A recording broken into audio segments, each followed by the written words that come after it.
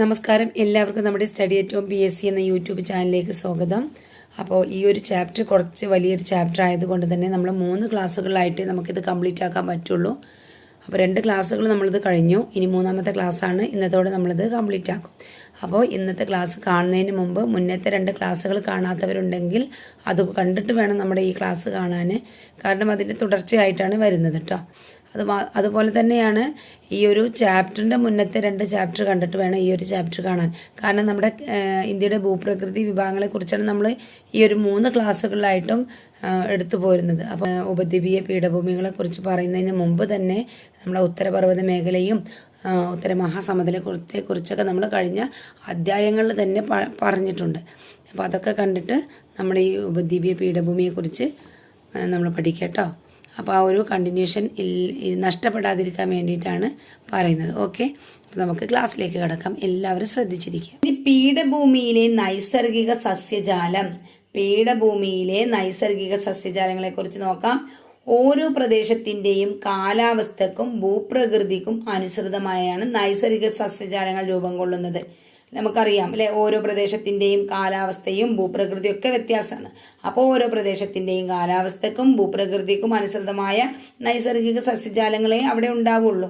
അപ്പം അതിനനുസരിച്ച് നൈസർഗിക സസ്യജാലങ്ങൾ എന്താണ്, അതിന്റെ ഭൂപ്രകൃതിക്കും കാലാവസ്ഥക്കും അനുസരിച്ചാണ് രൂപം കൊള്ളുന്നത്.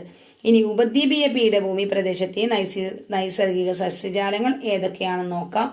ഉഷ്ണമേഖല ഇലപൊഴിയും കാടുകൾ. ഉഷ്ണമേഖല ഇലപൊഴിയും കാടുകൾ. ഉപദ്വീപീയ പീഠഭൂമിയിലെ ഏറ്റവും വ്യാപകമായ സ്വാഭാവിക വനങ്ങളാണിവ. ഉപദ്വീപീയ പീഠഭൂമിയിലെ ഏറ്റവും വ്യാപകമായ സ്വാഭാവിക വനങ്ങളാണ് ഉഷ്ണമേഖല ഇലപൊഴിയും കാടുകൾ. 70 സെന്റിമീറ്റർ മുതൽ 200 സെന്റിമീറ്റർ വരെ വാർഷിക മഴ ലഭിക്കുന്ന പ്രദേശങ്ങളിലാണ് പൊതുവെ ഇത്തരം സസ്യജാലങ്ങൾ കാണപ്പെടുന്നത്. 70 സെന്റിമീറ്റർ മുതൽ 200 സെന്റിമീറ്റർ വരെ. എത്രയാണ്? 70 സെന്റിമീറ്റർ മുതൽ 200 സെന്റിമീറ്റർ വരെ വാർഷിക മഴ ലഭിക്കുന്ന പ്രദേശങ്ങളിലാണ് ഉഷ്ണമേഖല ഇലപൊഴിയും കാടുകൾ കാണപ്പെടുന്നത്. മഴയുടെ ഏറ്റക്കുറച്ചിലുകൾ മുൻനിർത്തി ഇതിനെ 2ആയി തരംതിരിച്ചിട്ടുണ്ട്. ഒന്ന് ആർദ്ര ഇലപൊഴിയും കാടുകളെന്നും 2 വരണ്ട ഇലപൊഴിയും കാടുകളെന്നും. നമ്മൾ പറഞ്ഞു 70 സെന്റിമീറ്റർ മുതൽ 200 സെന്റിമീറ്റർ വരെ വാർഷിക മഴ ലഭിക്കുന്ന പ്രദേശങ്ങളിലാണ് പൊതുവെ ഉഷ്ണമേഖല ഇലപൊഴിയും കാടുകൾ കാണപ്പെടുന്നത്. ഇനി മഴയുടെ ഏറ്റക്കുറച്ചിലുകൾ മുൻനിർത്തിയിട്ട് ഇതിനെ ആർദ്ര ഇലപൊഴിയും കാടുകളെന്നും വരണ്ട ഇലപൊഴിയും കാടുകളെന്നും 2ആയിട്ട് തരംതിരിച്ചിട്ടുണ്ട്. 100 സെന്റിമീറ്റർ മുതൽ 200 സെന്റിമീറ്റർ വരെ വാർഷിക മഴ ലഭിക്കുന്ന പ്രദേശങ്ങളിലാണ് ആർദ്ര ഇലപൊഴിയും കാടുകൾ കാണപ്പെടുന്നത്. 100 സെന്റിമീറ്റർ മുതൽ 200 സെന്റിമീറ്റർ വരെ വാർഷിക മഴ ലഭിക്കുന്ന പ്രദേശങ്ങളിലാണ് ആർദ്ര ഇലപൊഴിയും കാടുകൾ കാണപ്പെടുന്നത്. പശ്ചിമഘട്ടത്തിന്റെ കിഴക്കൻ ചരിവുകളിൽ പൊതുവെ കണ്ടുവരുന്നത് ഇത്തരം സസ്യജാലങ്ങളാണ്. അപ്പൊ ആർദ്ര ഇലപൊഴിയും കാടുകൾ കാണപ്പെടുന്ന എവിടെയാണ്? പശ്ചിമഘട്ടത്തിന്റെ കിഴക്കൻ ചരിവുകളിൽ. പശ്ചിമഘട്ടത്തിന്റെ കിഴക്കൻ ചരിവുകളിലാണ് പൊതുവെ ആർദ്ര ഇലപൊഴിയും കാടുകൾ കാണപ്പെടുന്നത്. ഇതിന് എത്ര സെന്റിമീറ്റർ മഴ ലഭിക്കണമെന്ന് ചോദിച്ചാൽ 100 സെന്റിമീറ്റർ മുതൽ 200 സെന്റിമീറ്റർ വരെ വാർഷിക മഴ ലഭിക്കുന്ന പ്രദേശങ്ങളിലാണ് ആർദ്ര ഇലപൊഴിയും കാടുകൾ കാണപ്പെടുന്നത്. പശ്ചിമഘട്ടത്തിന്റെ കിഴക്കൻ ചരിവുകളിലാണ് ഇത് പൊതുവെ കണ്ടുവരുന്നത്. കൂടാതെ മധ്യപ്രദേശ്, ഛത്തീസ്ഗഡ് സംസ്ഥാനങ്ങളിലെ കുന്നുകളിലും ഛോട്ടാ നാഗ്പൂരിലും ഇത്തരം സസ്യജാലങ്ങളുണ്ട്. തേക്ക്, സാൽ, ശിശം, മൗവ, ചന്ദനം തുടങ്ങിയ വൃക്ഷങ്ങൾ ഈ വനങ്ങളിൽ പൊതുവായി കാണപ്പെടുന്നു. ഒന്നുകൂടി നോക്കാം. എന്താണ്? 100 സെന്റിമീറ്റർ മുതൽ 200 സെന്റിമീറ്റർ വരെ വാർഷിക മഴ ലഭിക്കുന്ന പ്രദേശങ്ങളിലാണ് ആർദ്ര ഇലപൊഴിയും കാടുകൾ കാണപ്പെടുന്നത്. പശ്ചിമഘട്ടത്തിന്റെ കിഴക്കൻ ചെരുവുകളിൽ പൊതുവെ കണ്ടുവരുന്നത് ഈ ആർദ്ര ഇലപൊഴിയും സസ്യങ്ങളാണ്, അല്ലെങ്കിൽ ആർദ്ര ഇലപൊഴിയും കാടുകളാണ്. കൂടാതെ എവിടെയൊക്കെ കാണുന്നുണ്ട്? പശ്ചിമഘട്ടത്തിന്റെ കിഴക്കൻ ചെരുവുകളിൽ മാത്രമല്ല, മധ്യപ്രദേശ്, ഛത്തീസ്ഗഡ് സംസ്ഥാനങ്ങളിലെ കുന്നുകളിലും ഛോട്ടാ നാഗ്പൂരിലും ഇത്തരം സസ്യജാലങ്ങളുണ്ട്. തേക്ക്, സാൽ, ശിശം, മൗവ. തേക്ക്, സാൽ, ശിശം, മൗവ, ചന്ദനം തുടങ്ങിയ വൃക്ഷങ്ങൾ ഈ വനങ്ങളിൽ പൊതുവായി കാണപ്പെടുന്നു. ഏതൊക്കെയാണ്? തേക്ക്, സാൽ, ശിശം, മൗവ, ചന്ദനം തുടങ്ങിയ വൃക്ഷങ്ങളാണ് ഈ ആർദ്ര ഇലപൊഴിയും കാടുകളിൽ പെടുന്ന വൃക്ഷങ്ങൾ. 70 സെന്റിമീറ്റർ മുതൽ 100 സെന്റിമീറ്റർ വരെ വാർഷിക മഴ ലഭിക്കുന്ന പീഠഭൂമിയുടെ ഇതര ഭാഗങ്ങളിൽ വരണ്ട ഇലപൊഴിയും കാടുകളാണ് ഉള്ളത്. 70 സെന്റിമീറ്റർ നമ്മൾ നേരത്തെ പറയുന്നത് 100 മുതൽ 200 വരെയാണ് അല്ലേ, അത് ആർദ്ര ഇലപൊഴിയും കാടുകൾ. ഇവിടെ പറയുന്നത് 70 സെന്റിമീറ്റർ മുതൽ 100 സെന്റിമീറ്റർ വരെ വാർഷിക മഴ ലഭിക്കുന്ന പീഠഭൂമിയുടെ ഇതര ഭാഗങ്ങളിൽ വരണ്ട ഇലപൊഴിയും കാടുകളാണ് ഉള്ളത്. മഴ തീരെ കുറഞ്ഞ മേഖല, അതായത് മഴ തീരെ 70 സെന്റിമീറ്ററിലും താഴെ ലഭിക്കുന്ന മേഖലകളിലൊക്കെ അടുക്കുമ്പോൾ എന്താണ്, ഇത് മുൾക്കാടുകൾക്കും കുറ്റിച്ചെടികൾക്കും വഴിമാറി കൊടുക്കുന്നു. അതായത് അങ്ങനത്തെ സസ്യജാലങ്ങളാണ് പിന്നീട് ഉണ്ടാവുന്നതെന്ന്.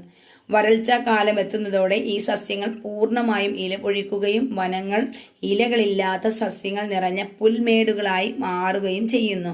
തേക്ക്, റോസ്വുഡ്, ആക്സിൽവുഡ്, തേക്ക്, റോസ്വുഡ്, ആക്സിൽവുഡ്, മുളവർഗ്ഗങ്ങൾ തുടങ്ങിയവ ഇവിടെ സാധാരണമാണ്. അപ്പോൾ 70 സെന്റിമീറ്റർ മുതൽ 100 സെന്റിമീറ്റർ വരെ വാർഷിക മഴ ലഭിക്കുന്ന പീഠഭൂമിയുടെ ഇതര ഭാഗങ്ങളിൽ വളരുന്ന സസ്യങ്ങളാണ് വരണ്ട ഇലപൊഴിയും കാടുകൾ.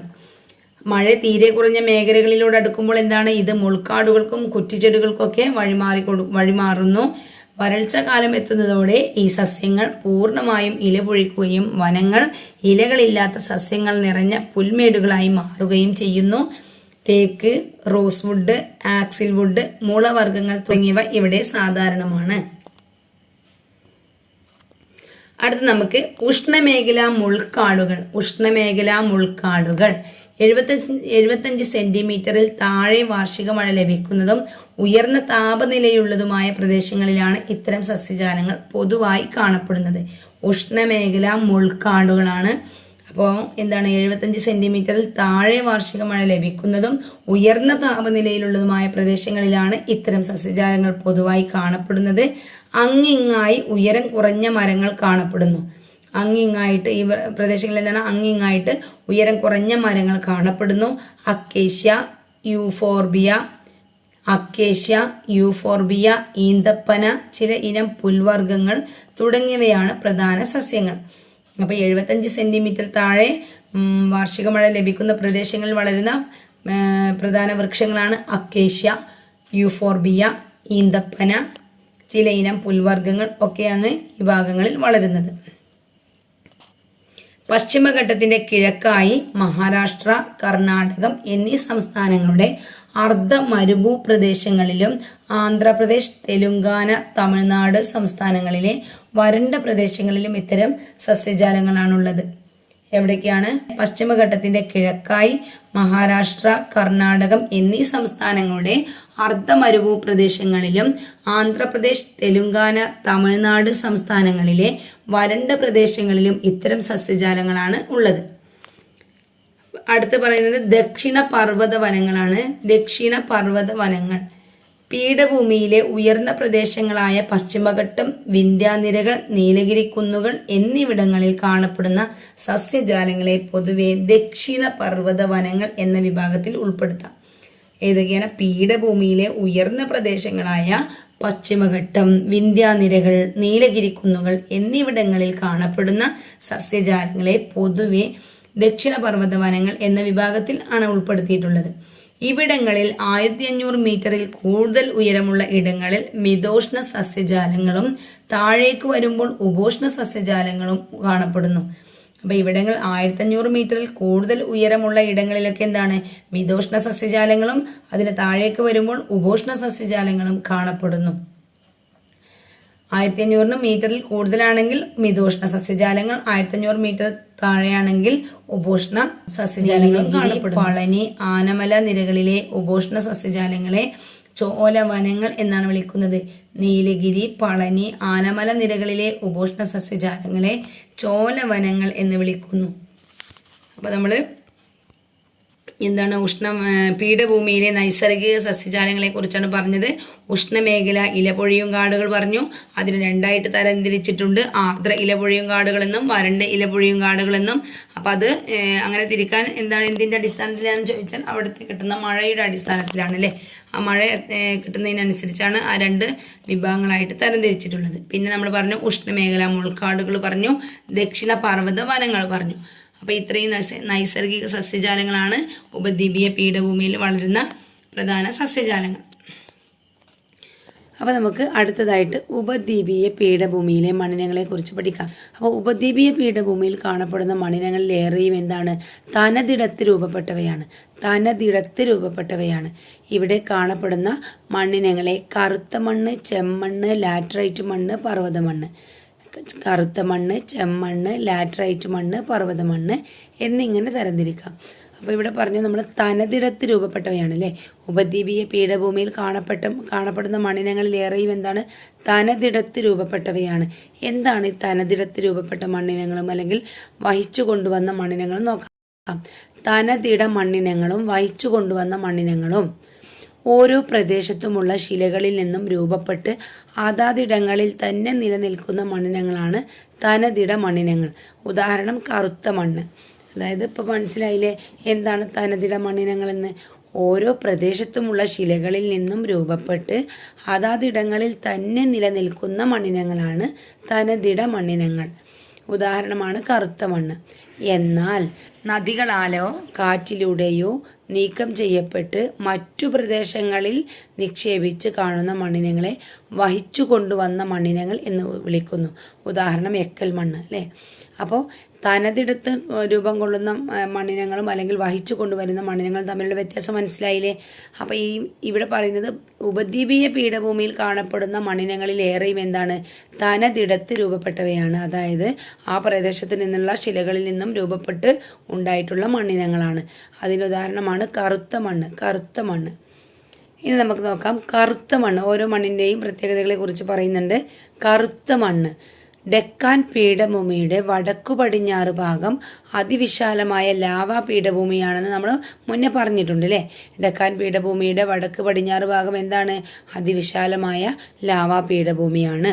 ഈ പ്രദേശത്തെ ബസാൾട്ട് ലാവാശിലകൾക്ക് ദീർഘകാലത്തെ അപക്ഷയം സംഭവിച്ച് രൂപം കൊള്ളുന്നതാണ് കറുത്ത മണ്ണ്. ബസാൾട്ട് ലാവാശിലകൾക്ക് ദീർഘകാലത്തെ അപക്ഷയം സംഭവിച്ച് രൂപം കൊള്ളുന്നതാണ് കറുത്ത മണ്ണ്. മഹാരാഷ്ട്ര, മധ്യപ്രദേശ് എന്നീ സംസ്ഥാനങ്ങളിൽ പ്രധാനമായും കർണാടകം, തെലങ്കാന, ആന്ധ്രാപ്രദേശ്, ഗുജറാത്ത്, തമിഴ്നാട് എന്നീ സംസ്ഥാനങ്ങളിൽ ഭാഗികമായും കറുത്ത മണ്ണ് കാണപ്പെടുന്നു. അപ്പോൾ കറുത്ത മണ്ണ് കാണപ്പെടുന്ന സംസ്ഥാനങ്ങൾ ഏതൊക്കെയാണ്? മഹാരാഷ്ട്ര, മധ്യപ്രദേശ് എന്നീ സംസ്ഥാനങ്ങളിൽ പ്രധാനമായിട്ടും കാണപ്പെടുന്നുണ്ട്.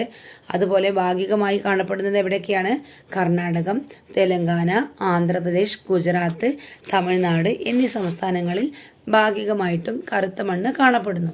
ഈ മണ്ണ് മറ്റേതെല്ലാം പേരുകളിൽ അറിയപ്പെടുന്നെന്ന് അറിയാമോ? നമ്മൾ മുന്നേ പറഞ്ഞതല്ലേ, റിഗർ മണ്ണ്. കറുത്ത മണ്ണിൻ്റെ പേരാണ് റിഗർ മണ്ണ് അല്ലേ. കറുത്ത പരുത്തി മണ്ണ്, ഇതൊക്കെ നമ്മുടെ കറുത്ത മണ്ണിന് അറിയപ്പെടുന്ന മറ്റു പേരുകളാണ്. അടുത്ത മണ്ണാണ് ചെമ്മണ്ണ്, റെഡ് സോയിൽ. ഉപദ്വീപീയ പീഠഭൂമിയിലെ പ്രാചീന പരൽ രൂപ കായാന്തരിത ശിലകൾക്ക് അപക്ഷയം സംഭവിച്ചാണ് ചെമ്മണ്ണ് ഉണ്ടാകുന്നത്. എന്താണ്?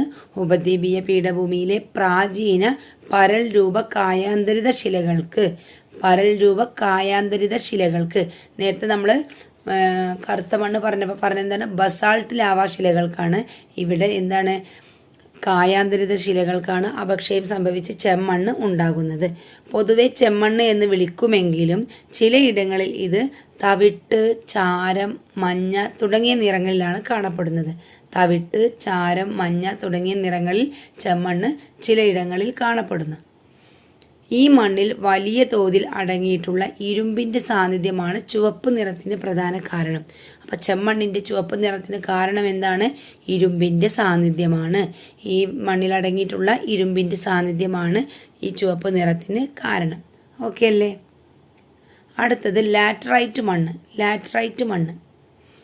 കനത്ത മഴയും വരൾച്ചയും മാറി മാറി അനുഭവപ്പെടുന്ന പ്രദേശങ്ങളിൽ മണ്ണിലെ സിലിക്ക, ചുണ്ണാമ്പ് തുടങ്ങിയ ലവണങ്ങൾ ഊർന്നിറങ്ങൽ പ്രക്രിയയിലൂടെ നീക്കം ചെയ്യപ്പെടുന്നതിൻ്റെ ഫലമായി രൂപപ്പെടുന്നതാണ് ലാറ്ററൈറ്റ് മണ്ണ്.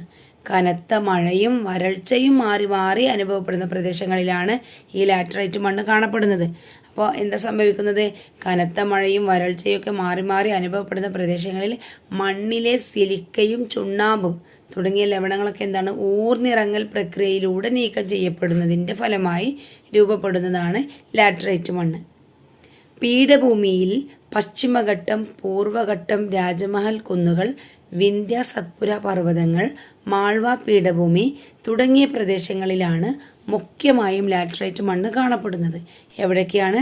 പശ്ചിമഘട്ടം, പൂർവ്വഘട്ടം, രാജ്മഹൽ കുന്നുകൾ, വിന്ധ്യ സത്പുര പർവ്വതങ്ങൾ, മാൾവ പീഠഭൂമി തുടങ്ങിയ പ്രദേശങ്ങളിലാണ് മുഖ്യമായും ലാറ്ററൈറ്റ് മണ്ണ് കാണപ്പെടുന്നത്. പൊതുവെ ഫലഭൂഷ്ടി കുറഞ്ഞ ഈ മണ്ണിനം കൃഷിയോഗ്യമല്ലെങ്കിലും വളപ്രയോഗത്തിലൂടെ തേയില, കാപ്പി, റബ്ബർ, അടക്ക തുടങ്ങിയ തോട്ടവിളകൾക്കായി വൻതോതിൽ പ്രയോജനപ്പെടുത്തുന്നു. എന്താണ്? പൊതുവെ ഫലഭൂഷ്ടി കുറഞ്ഞ ഒരു മണ്ണിനമാണ് ലാറ്ററൈറ്റ് മണ്ണ്. എന്നാലും കൂടി എന്താണ്? വളപ്രയോഗത്തിലൂടെ തേയില, കാപ്പി, റബ്ബർ, അടക്ക തുടങ്ങിയ തോട്ടവിളകളൊക്കെ വൻതോതിൽ പ്രയോജനപ്പെടും. അപ്പോൾ ഇത് എവിടെയാണ് കാണപ്പെടുന്നത്? കനത്ത മഴയും വരൾച്ചയും മാറി മാറി അനുഭവപ്പെടുന്ന പ്രദേശങ്ങളിലാണ് ലാറ്ററൈറ്റ് മണ്ണ് കാണപ്പെടുന്നത്. ഓക്കെ അല്ലേ? അടുത്തതാണ് പർവ്വത മണ്ണ്. ദക്ഷിണേന്ത്യയിൽ പർവ്വത മണ്ണ് കാണപ്പെടുന്നത് പശ്ചിമഘട്ട, പൂർവ്വഘട്ട മലനിരകളിലാണ്. ദക്ഷിണേന്ത്യയിൽ പർവ്വത മണ്ണ് കാണപ്പെടുന്നത് പശ്ചിമഘട്ട, പൂർവ്വഘട്ട മലനിരകളിലാണ്. കർണാടകം, തമിഴ്നാട്, കേരളം എന്നീ സംസ്ഥാനങ്ങളിൽ തോട്ടവിളകൾക്ക്, പ്രത്യേകിച്ച് തേയില, കാപ്പി, സുഗന്ധദ്രവ്യങ്ങൾ, ഉഷ്ണമേഖലാ പഴവർഗ്ഗങ്ങൾ എന്നിവയുടെ കൃഷിക്ക് പർവ്വത മണ്ണ് അനുയോജ്യമാണ്. അപ്പോൾ ദക്ഷിണേന്ത്യയിൽ പർവ്വത മണ്ണ് കാണപ്പെടുന്നത് പശ്ചിമഘട്ട, പൂർവ്വഘട്ട മലനിരകളിലാണ്. കർണാടകം, തമിഴ്നാട്, കേരളം എന്നീ സംസ്ഥാനങ്ങളിൽ തോട്ടവിളകൾക്ക്, പ്രത്യേകിച്ച് തേയില, കാപ്പി, സുഗന്ധദ്രവ്യങ്ങൾ, ഉഷ്ണമേഖലാ പഴവർഗ്ഗങ്ങൾ എന്നിവയുടെ കൃഷിക്ക് പർവ്വത മണ്ണ് അനുയോജ്യമാണ്. മേൽപ്പറഞ്ഞ മണ്ണിനങ്ങളെ കൂടാതെ ഉപദ്വീപീയ പീഠഭൂമിയിൽ കാലാവസ്ഥക്കും ഭൂപ്രകൃതിക്കും അനുസൃതമായി വൈവിധ്യമാർന്ന പ്രാദേശിക മണ്ണിനങ്ങൾ കൂടി കാണപ്പെടുന്നുണ്ട്. അപ്പോൾ പ്രധാനമായിട്ട് നമ്മൾ പറഞ്ഞത് ഏതൊക്കെയാണ്? കറുത്ത മണ്ണ്, ചെമ്മണ്ണ്, ലാറ്ററൈറ്റ് മണ്ണ്, പർവ്വത മണ്ണ്. ഇവ കൂടാതെ എന്താണ്? ഉപദ്വീപീയ പീഠഭൂമിയിലെ കാലാവസ്ഥക്കും ഭൂപ്രകൃതിക്കും അനുസൃതമായിട്ട് വൈവിധ്യമാർന്ന പ്രാദേശിക മണ്ണിനങ്ങൾ കൂടി കാണപ്പെടുന്നുണ്ട്. അപ്പോൾ അത്രയാണ് മണ്ണിനങ്ങളെ കുറിച്ച് പുസ്തകത്തിൽ പറയുന്നത് കേട്ടോ. ഇനി അടുത്തത് നമ്മുടെ ഉപദ്വീപീയ പീഠഭൂമിയിലെ കൃഷി. ഉപദ്വീപീയ പീഠഭൂമിയിലെ കൃഷിയെ കുറിച്ചാണ് പറയുന്നത്. സമതല പ്രദേശങ്ങളെ അപേക്ഷിച്ച് പീഠഭൂമി പ്രദേശങ്ങൾ പൊതുവെ കൃഷിയോഗ്യമല്ലെങ്കിലും നെല്ല്, ഗോതമ്പ്, പരുത്തി, കരിമ്പ്, പുകയില തുടങ്ങിയ വിളകളും തോട്ടവിളകളായ കാപ്പി, തേയില തുടങ്ങിയവയും ഉപദ്വീപീയ പീഠഭൂമിയുടെ വിവിധ ഭാഗങ്ങളിൽ കൃഷി ചെയ്യുന്നു. അപ്പോൾ എന്താണ്? സമതല പ്രദേശങ്ങളെ അപേക്ഷിച്ച് പീഠഭൂമി പ്രദേശങ്ങൾ പൊതുവെ കൃഷിയോഗ്യമല്ലെങ്കിലും നെല്ല്, ഗോതമ്പ്, പരുത്തി, കരിമ്പ്, പുകയില തുടങ്ങിയ വിളകളും തോട്ടവിളകളായ കാപ്പി, തേയില തുടങ്ങിയവയും ഉപദ്വീപീയ പീഠഭൂമിയുടെ വിവിധ ഭാഗങ്ങളിൽ കൃഷി ചെയ്യുന്നു. നിമ്നോന്നത ഭൂപ്രകൃതി, നീരൊഴുക്കാൽ കാർന്നെടുക്കപ്പെട്ട മേൽമണ്ണ്, ചെങ്കുത്തായ ചെരിവുകൾ, മേൽമണ്ണിന്റെ കനക്കുറവ്, അനാവൃത ശിലകൾ, ഇടയ്ക്കിടെയുള്ള കുന്നുകൾ തുടങ്ങിയ കാരണങ്ങളാൽ ചിലയിടങ്ങളിൽ മാത്രമേ കൃഷി സാധ്യമാകുന്നുള്ളൂ. അപ്പൊ നിമ്നോന്നതമായ ഭൂപ്രകൃതിയിലെ നിമ്നോന്നതമായ ഭൂപ്രകൃതി പറഞ്ഞാൽ അങ്ങനെ താഴ്ചയും താഴ്ചയും ഉള്ളമായിട്ടുള്ള ഒരു ഭൂപ്രകൃതി. അതുപോലെ നീരൊഴുക്കാൽ കാർന്നെടുക്കപ്പെട്ട മേൽമണ്ണ്, ചെങ്കുത്തായ ചെരിവുകൾ, മേൽമണ്ണിന്റെ കനക്കുറവ്, അനാവൃത ശിലകൾ, ഇടയ്ക്കിടെയുള്ള കുന്നുകൾ തുടങ്ങിയ കാരണങ്ങളാൽ എന്താണ്? ചിലയിടങ്ങളിൽ മാത്രമേ കൃഷി സാധ്യമാകുന്നുള്ളൂ. പശ്ചിമഘട്ട നിരകളിൽ തോട്ടവിളകൾക്കാണ് പ്രാമുഖ്യം. പശ്ചിമഘട്ട മലനിരകളിൽ എന്താണ്? തോട്ടവിളകൾക്കാണ് പ്രാമുഖ്യം. നീലഗിരി മേഖലയിൽ തേയില, കാപ്പി തുടങ്ങിയവയുടെ തോട്ടങ്ങൾ വ്യാപകമാണ്. എന്നാൽ മലഞ്ചെരിവുകൾ തട്ടുകളാക്കി നെൽകൃഷി അടക്കം ഇവിടെ സാധ്യമാകുന്നുണ്ട്. തട്ടുകളാക്കിയിട്ട് നെൽകൃഷിയും ഇവിടെ ചെയ്യുന്നുണ്ട്. അടുത്ത കാപ്പി. കർണാടകമാണ് ഇന്ത്യയിലെ കാപ്പി ഉൽപാദനത്തിൽ 1-ാം സ്ഥാനത്തുള്ള സംസ്ഥാനം. നല്ലൊരു പോയിന്റാണ്. കാപ്പി ഉൽപാദനത്തിൽ മുന്നിട്ട് നിൽക്കുന്ന സംസ്ഥാനം ഏതാണ്? കർണാടകം. ഇന്ത്യയിൽ കാപ്പി ഉൽപാദനത്തിൽ 1-ാം സ്ഥാനത്തുള്ള സംസ്ഥാനം കർണാടകമാണ്. കാപ്പി കൃഷിയുടെ ഏകദേശം 59%, കാപ്പി ഉൽപാദനത്തിന്റെ ഏകദേശം 71% കർണാടകത്തിൽ നിന്നാണ്. കാപ്പി കൃഷിയുടെ ഏകദേശം 59%, കാപ്പി ഉൽപാദനത്തിന്റെ ഏകദേശം 71% കർണാടകത്തിൽ നിന്നാണ്. ഉൽപാദനത്തിൽ ഏകദേശം 22%, കേരളമാണ് 2-ാം സ്ഥാനത്ത്. ഉൽപാദനത്തിൽ ഏകദേശം 22% കേരളമാണ് 2-ാം സ്ഥാനത്ത്. അറബിക്ക, റോബസ്റ്റ എന്നീ ഇനങ്ങളിലുള്ള മുന്തിയ തരം കാപ്പി ഇനങ്ങളാണ് മുഖ്യമായും കൃഷി ചെയ്യുന്നത്. അപ്പോൾ ഈ അറബിക്ക റോബസ്റ്റ ഏത് ഇനത്തിൽ പെടുന്നു എന്ന് ചോദിച്ചാൽ അത് കാപ്പി ഇനത്തിലെ കാപ്പിയാണ്. അറബിക്ക റോബസ്റ്റ ഒക്കെ എന്താണ്? കാപ്പി ഇനങ്ങളാണ്. അപ്പോൾ അത് നമുക്ക് PSC ചോദിക്കാൻ പറ്റിയൊരു ചോദ്യമാണ് അല്ലേ, അറബിക്ക റോബസ്റ്റ. അപ്പോൾ അത് മറന്നു പോകരുത്, കാപ്പി ഇനങ്ങളാണ് അറബിക്കയും റോബസ്റ്റും. അപ്പോൾ ഇതൊക്കെ മുന്തിയ തരം കാപ്പി ഇനങ്ങളാണ്. അടുത്തെന്താണ്? തേയില. പീഠഭൂമിയിൽ തേയില കൃഷി പ്രധാനമായും തമിഴ്നാട്, കർണാടകം, കേരളം എന്നീ സംസ്ഥാനങ്ങളായി വ്യാപിച്ചു കിടക്കുന്ന നീലഗിരി കുന്നുകളിലും പശ്ചിമഘട്ട നിരയിലുമായാണ്. ഇന്ത്യയിലെ ആകെ ഉൽപാദനത്തിന്റെ 25%വും തോട്ടവിസ്തൃതിയുടെ 44%വും ഈ മേഖലയിലാണ്. ധാരാളം തൊഴിലാളികൾ ആവശ്യമായതിനാൽ തേയിലത്തോട്ടങ്ങളിലും അനുബന്ധ വ്യവസായത്തിലുമായി അനവധി തൊഴിലവസരങ്ങൾ ലഭ്യമാകുന്നു.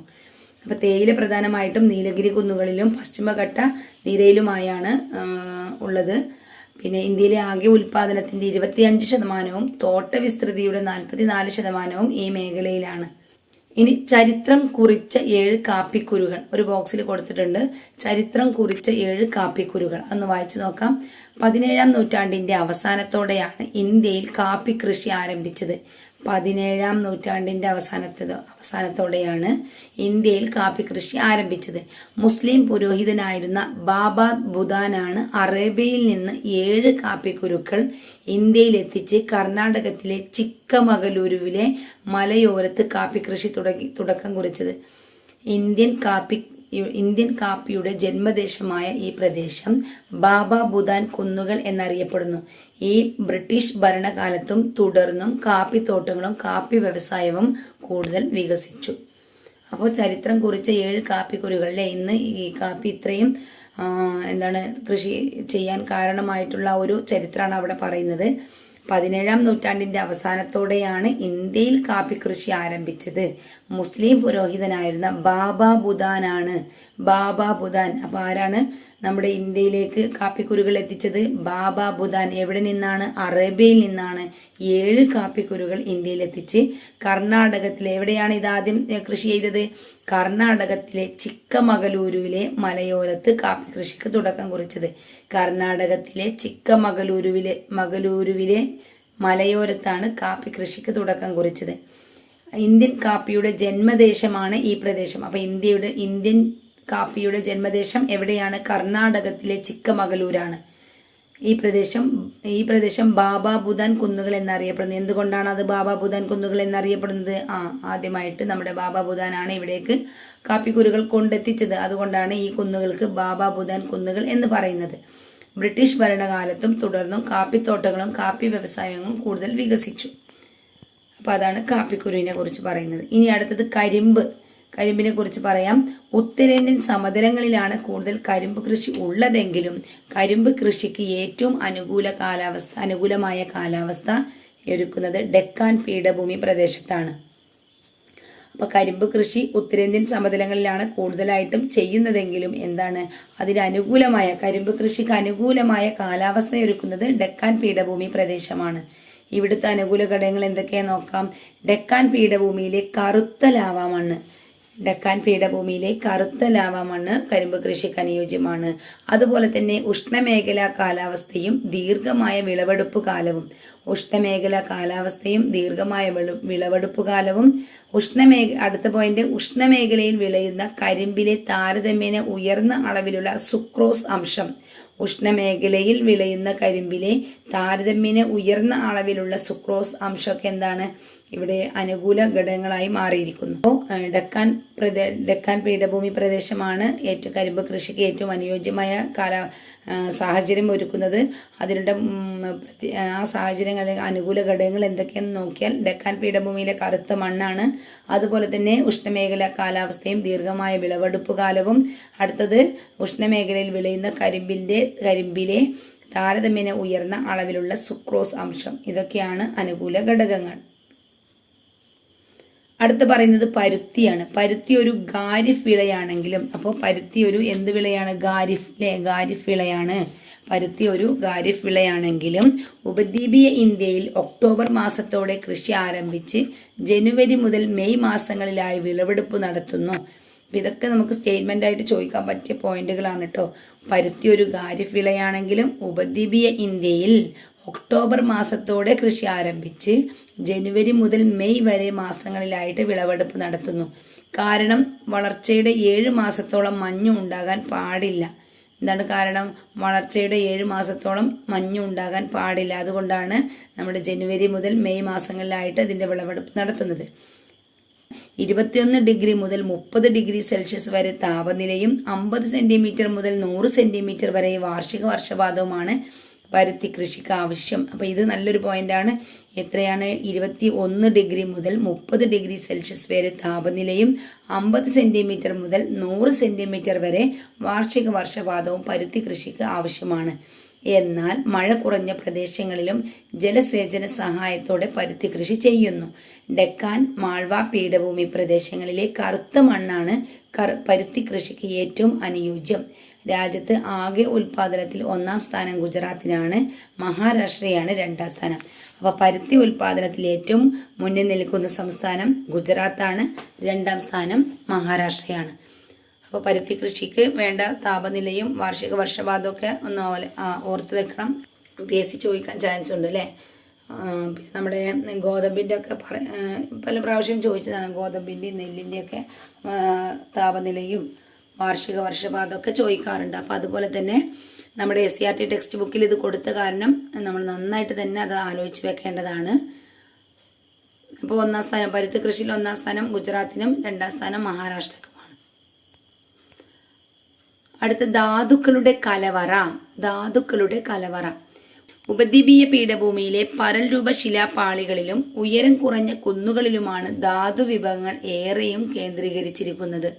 ഉപദ്വീപീയ പീഠഭൂമിയിലെ പരൽ രൂപ ശിലാപാളികളിലും ഉയരം കുറഞ്ഞ കുന്നുകളിലുമാണ് ധാതു വിഭവങ്ങൾ ഏറെയും കേന്ദ്രീകരിച്ചിരിക്കുന്നത്. ഛോട്ടാ നാഗ്പൂർ പീഠഭൂമിയെ ധാതുക്കളുടെ ഹൃദയഭൂമി എന്ന് വിശേഷിപ്പിക്കുന്നു.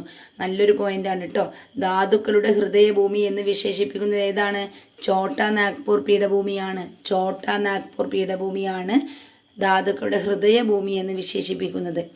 അപ്പോൾ ഛോട്ടാ നാഗ്പൂർ പീഠഭൂമിയെയാണ് ധാതുക്കളുടെ ഹൃദയഭൂമി എന്ന് വിശേഷിപ്പിക്കുന്നത്.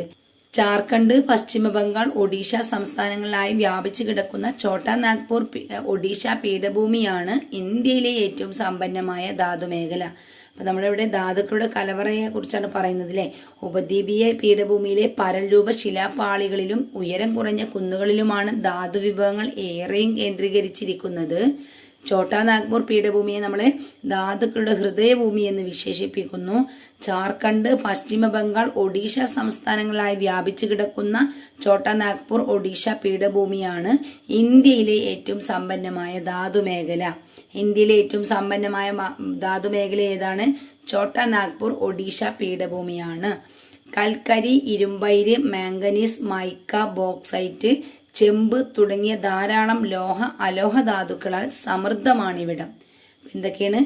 കൽക്കരി, ഇരുമ്പയിര്, മാംഗനീസ്, മൈക്ക, ബോക്സൈറ്റ്, ചെമ്പ് തുടങ്ങിയ ധാരാളം അലോഹ ധാതുക്കളാൽ സമൃദ്ധമാണിവിടം. ധാതു വിഭവങ്ങളുടെ ലഭ്യതക്കനുസരിച്ച് ഉപദ്വീപീയ പീഠഭൂമിയെ വിവിധ ധാതു മേഖലകളായി തരംതിരിക്കാം. എന്താണ്? ഒന്ന്, വടക്കു കിഴക്കൻ പീഠഭൂമി പ്രദേശം. വടക്കു കിഴക്കൻ പീഠഭൂമി പ്രദേശം ഏറ്റവും വലിയ ധാതു മേഖലയാണ് ഛോട്ടാ നാഗ്പൂർ ഒഡീഷ പീഠഭൂമികൾ. ഏറ്റവും വലിയ ധാതു മേഖലയാണ് ഛോട്ടാ നാഗ്പൂർ ഒഡീഷ പീഠഭൂമികൾ. ജാർഖണ്ഡ്, പശ്ചിമ ബംഗാൾ, ഒഡീഷ എന്നീ സംസ്ഥാനങ്ങളായി ഈ മേഖല വ്യാപിച്ചു കിടക്കുന്നു. കൽക്കരി, ഇരുമ്പയിര്, മാംഗനീസ്, അഭ്രം, ബോക്സൈറ്റ്, ചെമ്പ് തുടങ്ങിയ ധാതുക്കൾ ഈ മേഖലയിൽ ഖനനം ചെയ്യപ്പെടുന്നു. അപ്പോൾ വടക്ക് കിഴക്കൻ പീഠഭൂമി പ്രദേശം എന്താണ്? ഏറ്റവും വലിയ ധാതുമേഖലയാണ് ഛോട്ടാ നാഗ്പൂർ ഒഡീഷ പീഠഭൂമികൾ. ജാർഖണ്ഡ്, പശ്ചിമ ബംഗാൾ, ഒഡീഷ എന്നീ സംസ്ഥാനങ്ങളിലായി ഈ മേഖല വ്യാപിച്ചു കിടക്കുന്നു. കൽക്കരി, ഇരുമ്പയിര്, മാംഗനീസ്, അഭ്രം, ബോക്സൈറ്റ്, ചെമ്പ് തുടങ്ങിയ ധാതുക്കൾ ഈ മേഖലയിൽ ഖനനം ചെയ്യപ്പെടുന്നു. രണ്ടാമത്തെ വരുന്ന മധ്യമേഖല. ഛത്തീസ്ഗഡ്, മധ്യപ്രദേശ്, തെലുങ്കാന, ആന്ധ്രാപ്രദേശ്, മഹാരാഷ്ട്ര എന്നീ സംസ്ഥാനങ്ങളിലായി വ്യാപിച്ചു കിടക്കുന്ന മധ്യമേഖലയിൽ മാംഗനീസ്, ബോക്സൈറ്റ്, ചുണ്ണാമ്പ് കല്ല്, മാർബിൾ, കൽക്കരി, അഭ്രം, ഇരുമ്പയിര്, ഗ്രാഫൈറ്റ് തുടങ്ങിയ ധാതുക്കൾ സുലഭമാണ്. അപ്പോൾ മധ്യമേഖലയിൽ ഏതൊക്കെയാണ്? മാംഗനീസ്, ബോക്സൈറ്റ്, ചുണ്ണാമ്പ് കല്ല്, മാർബിൾ, കൽക്കരി, അഭ്രം, ഇരുമ്പയിര്, ഗ്രാഫൈറ്റ് തുടങ്ങിയ ധാതുക്കൾ സുലഭമാണ്. അടുത്ത ദക്ഷിണ മേഖല. ദക്ഷിണ മേഖലയിൽ കർണാടക പീഠഭൂമിയും അതിനോട് ചേർന്ന് സ്ഥിതി ചെയ്യുന്ന തമിഴ്നാടിന്റെ ഭാഗങ്ങളും ഉൾപ്പെട്ട ഈ മേഖലയിൽ ഇരുമ്പയിര്, ബോക്സൈറ്റ്, ലിഗ്നൈറ്റ് തുടങ്ങിയ ധാതുക്കൾ കാണപ്പെടുന്നു. ഇരുമ്പയിര്, ബോക്സൈറ്റ്, ലിഗ്നൈറ്റ് തുടങ്ങിയവയാണ് ദക്ഷിണ മേഖലയിൽ കാണപ്പെടുന്ന ധാതുക്കൾ. അടുത്ത തെക്കു പടിഞ്ഞാറൻ മേഖല. പടിഞ്ഞാറൻ കർണാടകവും ഗോവയും ചേർന്ന ഈ മേഖലയിൽ ഇരുമ്പയിര്, കളിമണ്ണ് തുടങ്ങിയവ ധാരാളമായി കാണപ്പെടുന്നു.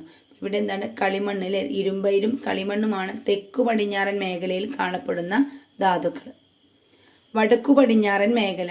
രാജസ്ഥാനിലെ അരാവലി നിരയും അതിനോട് ചേർന്ന് സ്ഥിതി ചെയ്യുന്ന ഗുജറാത്തിന്റെ ഭാഗങ്ങളും ചെമ്പ്, ഈയം, സിങ്ക്, യുറേനിയം, മൈക്ക തുടങ്ങിയവയാൽ സമ്പന്നമാണ്. രാജസ്ഥാനിലെ അരാവലി നിരയും അതിനോട് ചേർന്ന് സ്ഥിതി ചെയ്യുന്ന ഗുജറാത്തിന്റെ ഭാഗങ്ങളും എന്തുകൊണ്ടാണ് സമ്പന്നം?